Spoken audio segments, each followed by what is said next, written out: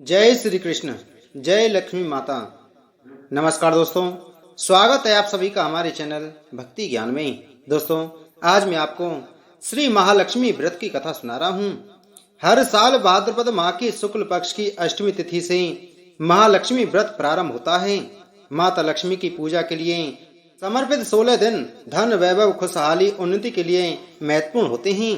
महालक्ष्मी व्रत भाद्रपद शुक्ल अष्टमी तिथि से आश्विन कृष्ण अष्टमी तक होता है। 16 तिथियों में माता लक्ष्मी की विधि विधान से पूजा करते हैं। माता लक्ष्मी के आशीर्वाद से गरीबों की झोली भरती है, धन का संकट दूर होता है, आर्थिक स्थिति में सुधार होता है। एक समय महर्षि श्री वेद व्यास जी हस्तिनापुर पधारे। उनका आगमन सुन महाराज धृतराष्ट्र उनको आदर सहित राजमहल में ले गए। स्वर्ण सिंहासन पर विराजमान कर चरणोदक ले उनका पूजन किया। श्री व्यास जी से माता कुंती तथा गांधारी ने हाथ जोड़कर प्रश्न किया, हे महामुनि, आप त्रिकालदर्शी हैं, अतः आपसे हमारी प्रार्थना है कि आप हमको कोई ऐसा सरल व्रत तथा पूजन बताएं जिससे हमारा राज लक्ष्मी सुख संपत्ति पुत्र पौत्र आदि व परिवार सुखी रहे। इतना सुन श्री वेद व्यास जी कहने लगे, हम एक ऐसे व्रत का पूजन व वर्णन करते हैं जिससे सदा श्री लक्ष्मी जी का निवास होकर सुख समृद्धि की वृद्धि होती है। यह श्री महालक्ष्मी जी का व्रत है जिसे प्रतिवर्ष आश्विन कृष्ण अष्टमी को विधिवत किया जाता है। हे महामुनि, इस व्रत की विधि हमें विस्तार पूर्वक बताने की कृपा करें। तब व्यास जी बोले, हे देवी, यह व्रत भाद्रपद शुक्ल अष्टमी से प्रारंभ किया जाता है। इस दिन स्नान करके 16 सूत के धागों का डोरा बनाएं, उसमें 16 गांठ लगाएं, हल्दी से पीला करें। प्रतिदिन 16 दूब व 16 गेहूं डोरे को चढ़ाएं। आश्विन क्वार कृष्ण अष्टमी के दिन उपवास रखकर मिट्टी के हाथी पर श्री महालक्ष्मी जी की प्रतिमा स्थापित कर विधि पूर्वक पूजन करें। इस प्रकार श्रद्धा भक्ति सहित महालक्ष्मी जी का व्रत कर पूजन करने से आप लोगों की राजलक्ष्मी में सदा अभिवृद्धि होती रहेगी। इस प्रकार व्रत का विधान बताकर श्री वेद व्यास जी अपने आश्रम को प्रस्थान कर गए। इधर इस समय अनुसार भाद्रपद शुक्ल अष्टमी से गांधारी तथा कुंती अपने अपने महलों में नगर की स्त्रियों सहित व्रत का आरंभ करने लगी। इस प्रकार 15 दिन बीत गए। 16वें दिन आश्विन कृष्ण अष्टमी के दिन गांधारी ने नगर की सभी प्रतिष्ठित महिलाओं को पूजन के लिए अपने महल में बुलवा लिया। माता कुंती के यहाँ कोई भी महिला पूजन के लिए नहीं आई। साथ ही माता कुंती को भी गांधारी ने नहीं बुलाया। ऐसा करने से माता कुंती ने अपना बड़ा अपमान समझा। उन्होंने पूजन की कोई तैयारी नहीं की एवं उदास होकर बैठ गईं। जब पांचों पांडव युधिष्ठिर, अर्जुन, भीम, नकुल और सहदेव महल में आए तो कुंती को उदास देखकर पूछा, हे माता, आप इस प्रकार उदास क्यों हैं? आपने पूजन की तैयारी क्यों नहीं की? तब माता कुंती ने कहा, हे पुत्र, आज महालक्ष्मी जी के व्रत का उत्सव गांधारी के महल में मनाया जा रहा है। उन्होंने नगर की समस्त महिलाओं को बुला लिया और उसके 100 पुत्रों ने मिट्टी का एक विशाल हाथी बनाया, जिस कारण सभी महिलाएं उस बड़े हाथी का पूजन करने के लिए गांधारी के यहाँ चली गईं, लेकिन मेरे यहाँ नहीं आईं। यह सुनकर अर्जुन ने कहा, हे माता, आप पूजन की तैयारी करें और नगर में बुलावा लगवा दें कि हमारे यहाँ स्वर्ग के ऐरावत हाथी की पूजा होगी। इधर माता कुंती ने नगर में ढिंढोरा पिटवा दिया और पूजा की विशाल तैयारी होने लगी। उधर अर्जुन ने बाण के द्वारा स्वर्ग से ऐरावत हाथी को बुला लिया। इधर सारे नगर में शोर मच गया कि कुंती के महल में स्वर्ग से इंद्र का ऐरावत हाथी पृथ्वी पर उतार कर पूजा जाएगा। समाचार को सुनकर नगर के सभी नर नारी, बालक एवं वृद्धों की भीड़ एकत्रित होने लगी। उधर गांधारी के महल में हलचल मच गई। वहां एकत्रित सभी हुई महिलाएं सभी अपनी अपनी थाली लेकर कुंती के महल की ओर जाने लगी।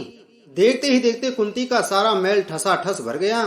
माता कुंती ने ऐरावत को खड़ा करने के हेतु अनेक रंगों के चौक प्रवाकर नवीन रेशमी वस्त्र बिछा दिए।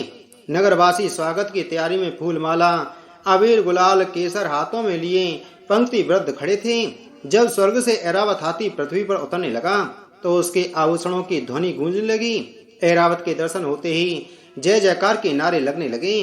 सायंकाल के समय इंद्र का भेजा हुआ हाथी ऐरावत माता कुंती के भवन के चौक में उतर आया। तब सब नर नारियों ने पुष्प माला, अबीर, गुलाल, केसर आदि सुगंधित पदार्थ चढ़ाकर उसका स्वागत किया। राजपुरोहित द्वारा ऐरावत पर महालक्ष्मी जी की मूर्ति स्थापित करके वेद मंत्रोच्चारण द्वारा पूजन किया गया। नगरवासियों ने भी महालक्ष्मी का पूजन किया।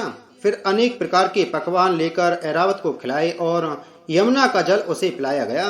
राज्य पुरोहित द्वारा स्वस्ति वाचन करके महिलाओं द्वारा महालक्ष्मी का पूजन कराया गया। 16 गांठों वाला डोरा लक्ष्मी जी को चढ़ाकर अपने अपने हाथों में बांध लिया। ब्राह्मणों को भोजन कराया गया। दक्षिणा के रूप में स्वर्ण आभूषण वस्त्र आदि दिया गया। तत्पश्चात महिलाओं ने मिलकर मधुर संगीत लहरियों के साथ भजन कीर्तन कर संपूर्ण रात्रि महालक्ष्मी का जागरण किया। दूसरे दिन प्रातः राज्य पुरोहित द्वारा वेद मंत्रोच्चारण के साथ जलाशय में महालक्ष्मी जी की मूर्ति का विसर्जन किया गया। फिर ऐरावत को विदा कर इंद्रलोक को भेज दिया गया। इस प्रकार जो स्त्रियां श्री महालक्ष्मी जी का विधि पूर्वक व्रत एवं पूजन करती हैं, उनके घर धन धान्य से पूर्ण रहते हैं तथा उनके घर में सदा महालक्ष्मी जी निवास करती हैं। इस हेतु महालक्ष्मी जी की यह स्तुति अवश्य बोले। महालक्ष्मी नमस्तुभ्यम सुरेश्वरी हरिप्रिय नमस्तुभ्यम दयानिधे।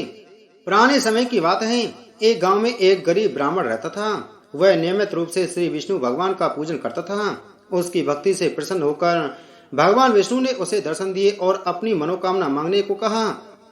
ब्राह्मण ने लक्ष्मी जी का निवास अपने घर में हो ऐसी इच्छा जाहिर की। यह सुनकर विष्णु जी ने लक्ष्मी जी की प्राप्ति का मार्ग सरल ब्राह्मण को बता दिया। विष्णु जी ने कहा कि मंदिर के सामने एक स्त्री आती है जो यहाँ आकर उपले थापती है। तुम उसे अपने घर आने का आमंत्रण देना। वह स्त्री ही देवी लक्ष्मी है। देवी लक्ष्मी जी के तुम्हारे घर आने के बाद तुम्हारा घर धन और धान्य से भर जाएगा। यह कहकर विष्णु जी चले गए। अगले दिन सुबह 4 बजे ही ब्राह्मण मंदिर के सामने बैठ गया। लक्ष्मी जी उपले थापने आई तो ब्राह्मण ने उनसे अपने घर आने का निवेदन किया। ब्राह्मण की बात सुनकर लक्ष्मी जी समझ गईं कि यह सब विष्णु जी के कहने पर ही हुआ है। लक्ष्मी जी ने ब्राह्मण से कहा, तुम महालक्ष्मी का व्रत करो। 16 दिनों तक व्रत करने और 16वें दिन रात्रि को चंद्रमा को अर्घ देने से तुम्हारा मनोरथ पूर्ण होगा। ब्राह्मण ने देवी के कहे अनुसार व्रत और पूजन किया और देवी को उत्तर दिशा की ओर मुख करके पुकारा। लक्ष्मी जी ने अपना वचन पूर्ण किया। उस दिन से यह व्रत पूरी श्रद्धा से किया जाता है। जो भक्त इसे पूर्ण श्रद्धा के साथ यह व्रत करता है उसे अपार धन की प्राप्ति होती है और सभी मनोकामनाएं पूरी होती हैं। बोलो लक्ष्मी माता की जय। बोलो विष्णु भगवान की जय।